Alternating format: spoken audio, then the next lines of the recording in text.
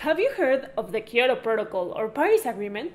They're actually related to international negotiations and climate, our topic for today. How effective have these negotiations been, and have they done anything related to climate justice? My name is Raisa, and welcome back to another episode of our Planetiano mini-series on climate justice. Nowadays, all climate international negotiations are performed through an entity known as the United Nations Framework Convention of Climate Change, or UNFCCC. This convention emerged from a set of broad international climate agreements that was established in 1992 at the Rio Earth Summit, agreements that were, well, agreed by every nation on Earth.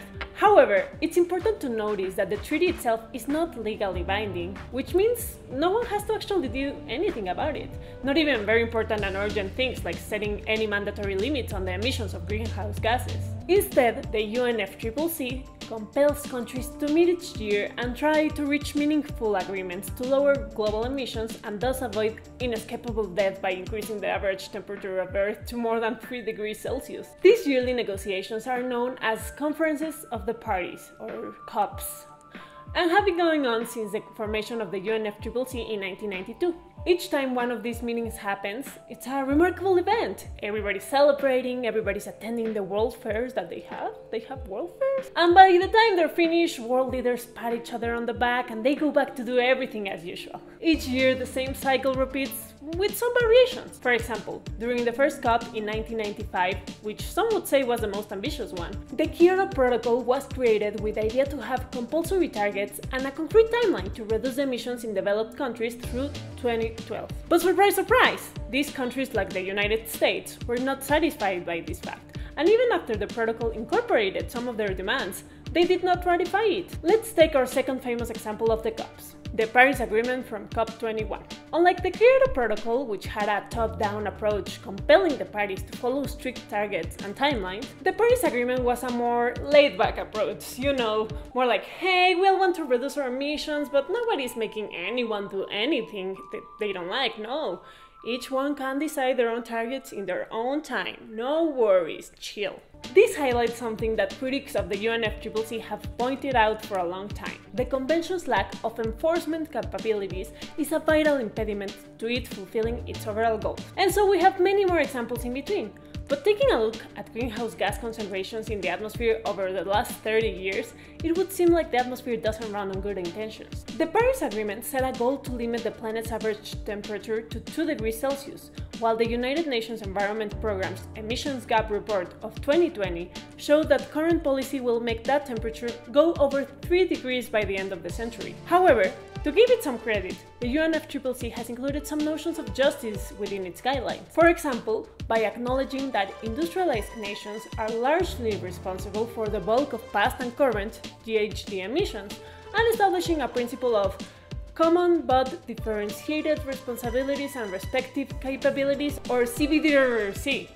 Well, they sure like those initials. In doing so, the Convention is recognizing that countries vary in their contributions to climate change and capacities to address it, so their obligations will similarly vary.